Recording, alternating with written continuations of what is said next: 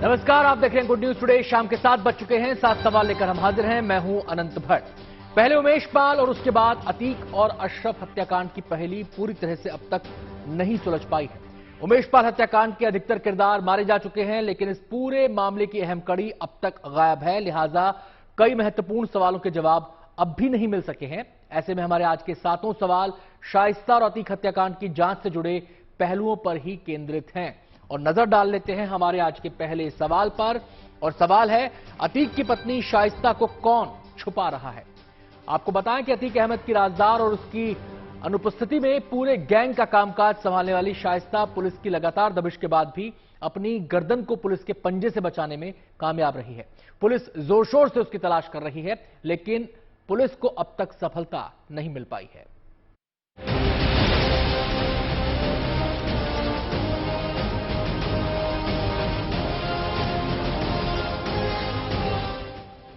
अतीक के काले साम्राज्य की हिस्सेदार,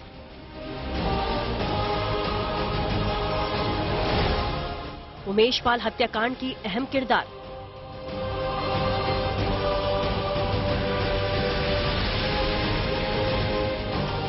₹50,000 की इनामी गुनहगार,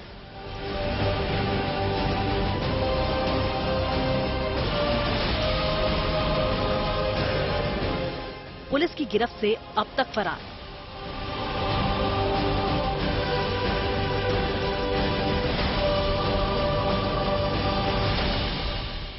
ये है माफिया क्वीन शाइस्ता परवीन। उमेश पाल की हत्या के बाद जब इस हत्याकांड से अतीक और उसके भाई अशरफ और असद का नाम जुड़ा, तो वो शाइस्ता अपने शौहर और बेटे की बेगुनाही का दावा करने दुनिया के सामने आई। यहाँ तक कि मुख्यमंत्री योगी आदित्यनाथ को भी चिट्ठी लिखी। लेकिन जब उमेश पाल हत्याकांड की साजिश में शक की सुई उसकी तरफ भी मुड़ने लगी, तो वो अचानक से गायब हो गई। शाइस्ता को गायब हुए करीब 2 महीने का समय होने जा रहा है और इन 2 महीनों में उसकी दुनिया आसमान से पाताल तक पहुंच चुकी है। बावजूद इसके वो सामने आने को तैयार नहीं। अपने बेटे असद के एनकाउंटर के बाद ये उम्मीद जताई जा रही थी कि वो असद के जनाजे में शामिल होने के लिए अपनी फरारी का तमगा उतार देगी, लेकिन ऐसा हुआ नहीं। जब पति अतीक और देवर अशरफ की हत्या हुई और उसके बाद उन्हें सुपुर्द खाक किया गया, तो जांच एजेंसियों को लगा कि शायद इस बार वो जरूर सामने आएगी, लेकिन पुलिस वालों का ये अंदाजा भी गलत साबित निकला। अब शाइस्ता के जल्द ही सरेंडर करने की अटकलें लग रही हैं, लेकिन उनके वकील का कहना है कि फिलहाल उनकी तरफ से कोई सरेंडर की याचिका दाखिल नहीं की गई। हमें भी ऐसी अफवाहें सुनने को मिल रही हैं कि शाइस्ता परवीन जी जो है सरेंडर कर रही हैं, लेकिन सरेंडर करने की एक प्रक्रिया होती है विधिक तरीके से। सीजीएम न्यायालय में सरेंडर एप्लीकेशन पड़ती है। उस सरेंडर एप्लीकेशन पे कोर्ट फोटो फाइल करके जो है थाने से आख्या मंगाता कि ये वांछित हैं कि नहीं है, और उसके बाद ही जो है उसमें सरेंडर पे प्रक्रिया की जा सकती है। लेकिन अभी तक ऐसा कुछ नहीं किया गया है। हमारी तरफ से तो कोई भी सरेंडर एप्लीकेशन न्यायालय में दाखिल नहीं है। उमेश पाल हत्याकांड में शाइस्ता अतीक और शूटर्स के बीच की अहम कड़ी थी। अतीक की हत्या के बाद वो अतीक के पूरे साम्राज्य की मालकिन है। लिहाजा उसकी तलाश में यूपी पुलिस ने जमीन आसमान एक किया हुआ है, लेकिन सफलता नहीं मिल पा रही। अतीक के बाद उसके काले साम्राज्य की राजदार और उसकी अनुपस्थिति में पूरे गैंग को चलाने वाली शाइस्ता परवीन अभी भी एजेंसियों की गिरफ्त से दूर है। लगातार एसटीएफ और प्रयागराज पुलिस द्वारा छापेमारी करी जा रही है, लेकिन शाइस्ता परवीन का अभी तक कोई पता नहीं चला है। और अब देखना यह है कि ये जो चूहे बिल्ली का खेल चल रहा है, इसमें प्रयागराज पुलिस और एसटीएफ को कब सफलता मिलेगी और कब शाइस्ता परवीन उनकी गिरफ्त में होगी। ये तस्वीरें कौशाम्बी जिले के गंगा की तराई में सर्च ऑपरेशन की है। पुलिस ने शाइस्ता की तलाश में संदीपन घाट थाना क्षेत्र के पलहना इलाके में छापेमारी की। यहाँ तक कि ड्रोन से भी शाइस्ता का सुराग लेने की कोशिश हुई, लेकिन उसका भी कोई फायदा नहीं मिला। शाइस्ता अब तक पुलिस के शिकंजे से बाहर है। शाइस्ता के साथ साथ अशरफ अहमद की पत्नी जैनब फातिमा, अतीक की बेटी आयशा नूरी, जिसकी पुलिस तलाश कर रही है। हालांकि आयशा ने कोर्ट में सरेंडर करने की याचिका दाखिल की है, लेकिन पुलिस की रिपोर्ट दाखिल नहीं होने की वजह से आयशा का सरेंडर भी अटका हुआ है। आयशा नूरी की तरफ से जो है सरेंडर एप्लीकेशन सीजीएम कोर्ट में डाली गई है, उसमें 3 डेट लग चुकी और अभी तक पुलिस की रिपोर्ट नहीं आई हुई है। अब पुलिस की रिपोर्ट आ जाए तभी इसमें कुछ कहा जा सकता है कि वो वांछित है कि नहीं है। और जैनब फातिमा की तरफ से अभी कोई सरेंडर एप्लीकेशन कोर्ट में डाली नहीं गई है। इसी बीच ये दावा किया जा रहा है कि शाइस्ता परवीन बुर्के की आड़ में कोर्ट में सरेंडर कर सकती है। प्रयागराज अदालत में सरेंडर करने की अटकलें लग रही हैं और शाइस्ता के सरेंडर के लिए खास रणनीति तैयार की गई है, जिसके अनुसार अतीक के पुराने वकीलों की जगह शाइस्ता नए वकीलों की टीम के साथ सामने आएगी।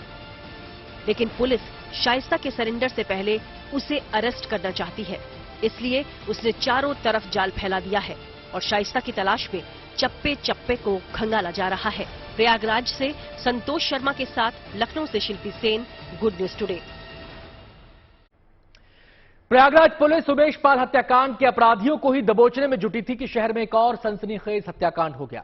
अतीक अहमद की हत्या के बाद पुलिस के सामने इस केस को भी अंजाम तक पहुंचाने की चुनौती है। नजर डालते हैं हमारे आज के दूसरे सवाल पर, जो ये रहा आपके सामने, और सवाल है अतीक अशरफ हत्याकांड में कहां तक पहुंची एसआईटी की जांच। अतीक अशरफ के तीनों हत्यारे पुलिस की कस्टडी में हैं, जिनसे एसआईटी की टीम लगातार पूछताछ कर रही है। एसआईटी अब हत्यारों के लिंक को मैप करने के लिए उनके कॉल्स और यात्रा को स्कैन करने में जुटी है।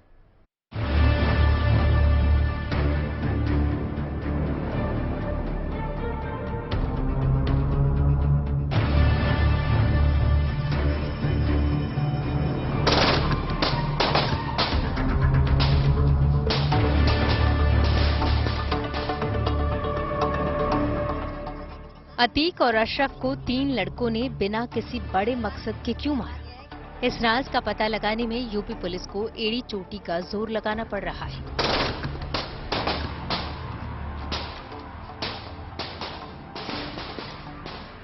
ये ऐसी गुत्थी है जिसको जितना सुलझाने की कोशिश हो रही है, उतना ही वो उलझती जा रही है। अतीक और अशरफ के हत्या के राज को बेपर्दा करने के लिए यूपी पुलिस और एसआईटी हर वो तरीका अपना रही है जिससे कि इस वारदात की तह में पहुंचा जा सके। अतीक और अशरफ की हत्या की तफ्तीश में जुटी एसआईटी एक तरफ तीनों शूटर लवलेश, सनी और अरुण से पूछताछ कर रही है, वहीं दूसरी तरफ तकनीकी साक्ष्यों को इकट्ठा करने के लिए वारदात का पूरा सीन रिक्रिएट करवा रही है। गुरुवार को कॉलविन अस्पताल के बाहर घटना वाली जगह पर एसआईटी और फॉरेंसिक की टीमों ने ठीक वैसा ही माहौल तैयार किया जैसा अतीक और अशरफ की हत्या के दौरान था। अतीक अहमद और अशरफ के हत्याकांड की बारीकियों को समझने के लिए कि कैसे इस शूटआउट को अंजाम दिया गया, कहां कौन सा पुलिसकर्मी मौजूद था, किसके बीच से शूटर ने निकल करके गोली मारी, इसको समझने के लिए एसआईटी की टीम ने फॉरेंसिक के एक्सपर्ट्स के साथ एक क्राइम सीन क्रिएशन किया। उस क्राइम सीन क्रिएशन में क्राइम ब्रांच के 2 सिपाहियों को अतीक और अशरफ के उन्हीं कपड़ों में बनाया गया और फिर उनको ले जाया गया। यहां तक जैसे उस दिन यानी शनिवार की देर रात जब अतीक और अशरफ पुलिस कस्टडी रिमांड के दौरान इस अस्पताल पहुंचे थे तो यहां पर लाए गए थे, और ये जो पोजीशन है देखिए, ये 1 नंबर पोजीशन, यानी कि यहां पर अशरफ खड़ा हुआ था। यहां से घटनाक्रम की शुरुआत। रिक्रिएशन के बाद मिले नतीजों को जांच एजेंसियों ने नोट कर लिया है। दरअसल पुलिस के पास वारदात का असली वीडियो है, घटनास्थल पर मौजूद पुलिसकर्मियों के बयान हैं और अब रिक्रिएशन के बाद मिले नतीजे भी हैं, जो जांच में अहम साबित हो सकते हैं। बीते शनिवार को अतीक अहमद और अशरफ की हुई हत्या में कैसे क्या हुआ, शूटर कहां से आए, कितनी दूरी से गोली मारी, इन तमाम सवालों को तलाशने के लिए एसआईटी ने क्राइम सीन क्रिएट किया। और ठीक उसी तरीके से क्राइम सीन किया गया जैसे 15 अप्रैल की रात 10:30 बजे अतीक और अशरफ की हत्या की गई।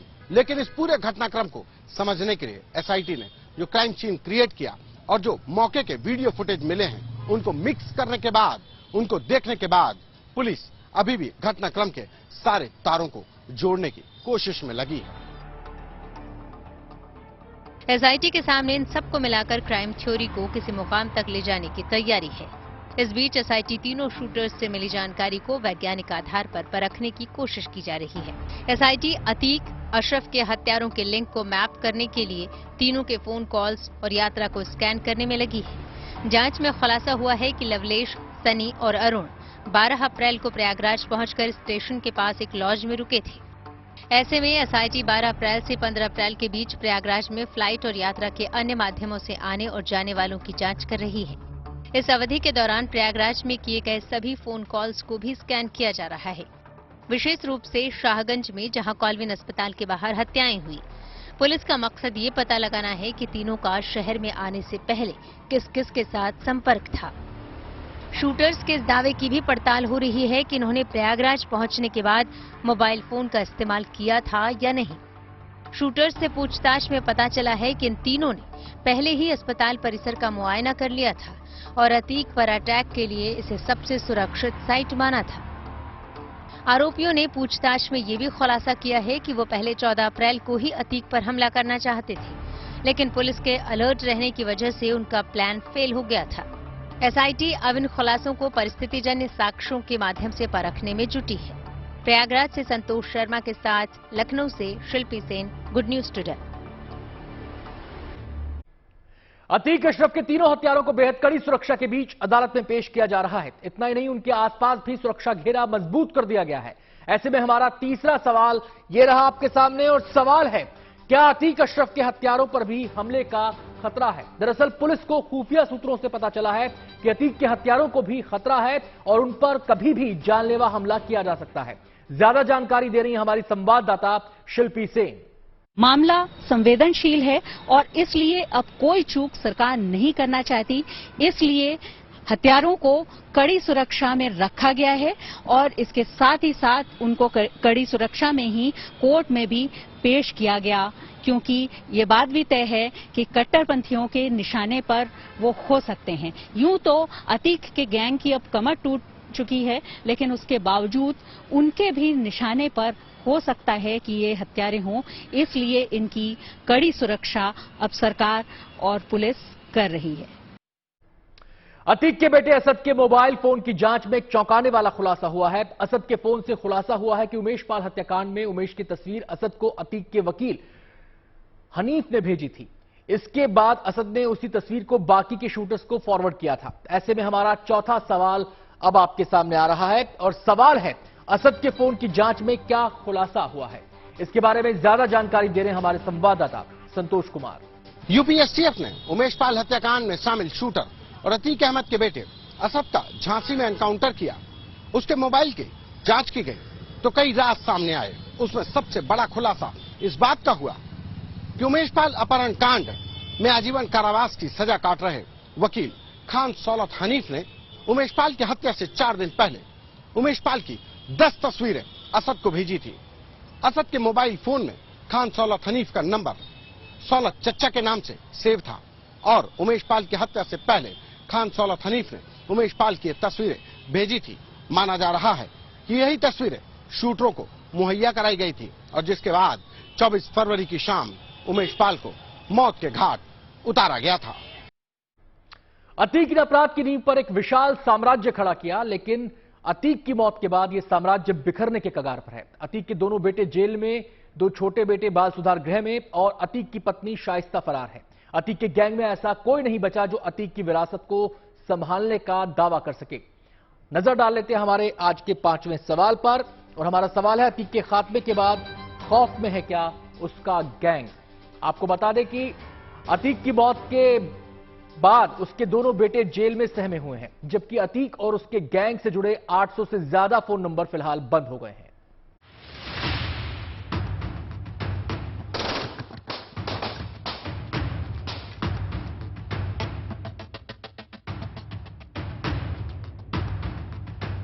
प्रयागराज में जिस तरह से माफिया अतीक अहमद का अंत हुआ वो बेहद चौंकाने वाला है, लेकिन इससे भी ज्यादा हैरत की बात ये कि अतीक की मौत की खबर सुनते ही लखनऊ जेल में बंद माफिया का बेटा उमर अहमद का रवैया बदल गया है। केवल अतीक का बेटा ही नहीं बल्कि 4 दशकों तक प्रयागराज में दहशत का कारोबार करने वाले अतीक गैंग के सदस्य भी सहमे हुए हैं।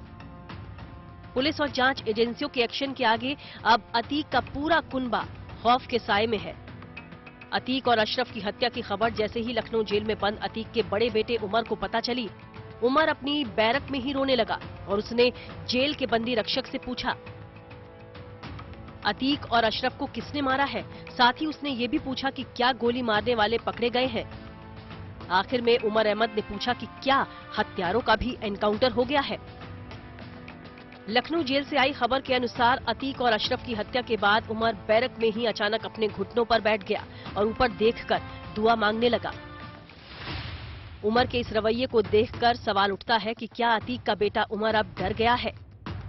क्या अपने पिता और चाचा की हत्या के बाद उसे भी मौत का खौफ सताने लगा है? क्या उमर अब अपने गुनाहों के लिए माफी मांग रहा है? माफिया अतीक और अशरफ की हत्या के बाद लखनऊ जेल में बंद माफिया के बड़े बेटे उमर का रवैया तो बदला बदला सा नजर आ रहा है, लेकिन नैनी जेल में बंद अतीक का दूसरा बेटा अली का रवैया अपने भाई से बिल्कुल जुदा था, क्योंकि अली को जैसे ही अपने पिता और चाचा की हत्या की बात पता चली, अली अपनी बैरक में बेचैन हो उठा। हत्या की खबर सुनते ही अली हिल गया। इतना ही नहीं, पिता की हत्या के गम में अली ने जेल में खाना पीना भी छोड़ दिया, लिहाजा उसे बैरक से निकालकर रात में ही अस्पताल में भर्ती कराया गया। कुल मिलाकर अतीक अहमद और अशरफ के मारे जाने के बाद अब उसका पूरा कुनबा खौफ में है। एक तरफ जहां माफिया के परिवार पर गम का सैलाब टूट पड़ा है, तो दूसरी तरफ अतीक के गुर्गों में उत्तर प्रदेश पुलिस का खौफ दिख रहा है। गैंग पूरी तरह से ध्वस्त हो रहा है और गैंग की कमर एक तरह से टूट गई है। इसीलिए जो गैंग के दूसरे सदस्य हैं उसमें भी खौफ का माहौल है। लेकिन इन सब के बीच अतीक अहमद और अशरफ की हत्या की गुत्थी सुलझाना पुलिस के लिए एक बड़ी चुनौती है। उमेश पाल हत्याकांड और अतीक अशरफ मर्डर केस में तह तक पहुंचने के लिए पुलिस को अब और मशक्कत करनी पड़ सकती है। दरअसल 15 अप्रैल को अतीक अशरफ हत्याकांड के बाद उसके गुर्गों के करीब 800 मोबाइल नंबर अचानक से बंद हो गए हैं। ये वो 800 मोबाइल नंबर्स हैं जिन्हें पुलिस ने सर्विलांस पर लगाया रखा था। पुलिस अब इन नंबरों की कॉल डिटेल निकालने में जुटी है। पुलिस सूत्रों की माने तो लगभग 800 नंबर बंद हो चुके हैं। ये वो नंबर थे जो उमेश पाल हत्याकांड के बाद से शूटरों को दबोचने के लिए पुलिस टीमों ने अतीक अहमद के पुराने गुर्गों, रियल एस्टेट के कारोबारियों और जमीनों की खरीद फरोख्त कराने वाले दलालों के थे, जिनको पुलिस ने सर्विलांस पर लेकर शूटरों को दबोचने की कोशिश की जा रही थी। अब प्रयागराज पुलिस किसी भी कीमत पर गुनहगारों तक पहुंचना चाहती है, लेकिन अतीक गैंग के सदस्यों के मोबाइल नंबर बंद होने से कहीं न कहीं पुलिस की चुनौती और बढ़ गई है। एक तरफ जेल में बंद अतीक के दोनों बेटों का रवैया बदल गया, तो बाहर पुलिस के एक्शन से माफिया अतीक गैंग के सदस्य अब खौफ में है। प्रयागराज से संतोष शर्मा के साथ लखनऊ से Shilpi Sen, good news today. Atiq लोगों के बीच अपना खौफ कायम करने के लिए हर उस आवाज को खामोश कर देता था जो उसके खिलाफ बगावत करने की जरूरत करती थी। इसके लिए वो बेहद क्रूर तरीके अपनाने से भी नहीं चूकता था। अब देख लेते हैं हमारा छठा सवाल क्या है, और छठा सवाल है अतीक के टॉर्चर रूम के बारे में क्या खुलासे हुए हैं। हमारे संवाददाता सिमर चावला आपको दिखा रहे हैं अतीक का वो टॉर्चर रूम जहां उमेश पाल को एक समय अपहरण के बाद रखा गया था। ऑफिस जहां पे मैं मौजूद हूं उसके हमेशा से काले कारनामों का अड्डा रहा है। आपको बता दूं कि ये वही ऑफिस है जहां पर जब चुनाव होता था तो जमघट लगता था अपराधियों का और नेताओं का, किसको कहां से टिकट देनी है और साथ ही साथ कैसे अपना वर्चस्व और नेटवर्क फैलाया जाए, वो चीजें यहीं से तय होती थी। इस वक्त आज हम आपको दिखाएंगे वो कमरा जो बहुत ज्यादा महत्वपूर्ण है, क्योंकि यही वो कमरा है जहां पर उमेश पाल को कई दिनों तक बंदी बनाकर टॉर्चर करा गया था। ये हम नहीं कह रहे, बल्कि उमेश पाल ने खुद 2007 में अतीक अहमद पर दर्ज कराए हुए मुकदमे में ये लिखा था कि उसे यहां पर टॉर्चर किया गया, उसको यहां पे किडनैप करके लाया गया अतीक और उसके गुर्गों द्वारा। अतीक हत्याकांड की गूंज अब यूपी, एमपी और कर्नाटक के बाद बिहार तक पहुंच गई है। आज पटना में जुमे की नमाज के बाद कुछ लोगों ने अतीक अहमद अमर रहे के नारे लगाए। नजर हमारे सातवें और आखिरी सवाल पर, और हमारा सवाल है अपराधी अतीक की मौत के बाद क्यों लग रहे हैं उसकी शान में नारे। जुमे की नमाज के बाद कुछ लोगों ने जोरदार नारेबाजी की और अतीक को शहीद बताते हुए अतीक और अशरफ हत्याकांड पर सवाल उठाए। इस दौरान लोगों ने अतीक अहमद के पक्ष में नारे भी लगाए। आज हम लोगों ने जुमा की नमाज में अलविदा में अल्लाह से सारे मुसलमानों ने ये दुआ किया कि या अल्लाह अतीक अहमद की शहादत को कबूल फरमा। सारे मुसलमानों में इस हत्याकांड को लेके गम और गुस्सा भरा हुआ था, एक ज्वालामुखी भरा हुआ है। नारेबाजी के बाद बिहार की सियासत भी गर्मा गई है और एक दूसरे पर सियासी तीर छोड़े जाने लगे हैं। ये बिहार के अंदर आज जिस तरह से आतंकवादियों, अपराधियों, उग्रवादियों का शरणस्थली बना रहा है, ये सरकार अपराधी और भ्रष्टाचारी को संरक्षित कर रहा है। देखिए, ये तो उत्तर प्रदेश का मामला है, इससे बिहार से क्या लेना देना है। जिस तरह से उनके समर्थक बहुत लोग होते हैं, कुछ लोग उत्साह में लगाते हैं, कुछ लोग मीडिया में भी बने रहने के लिए इस तरह का काम करते हैं। कार्यक्रम में आज इतना ही।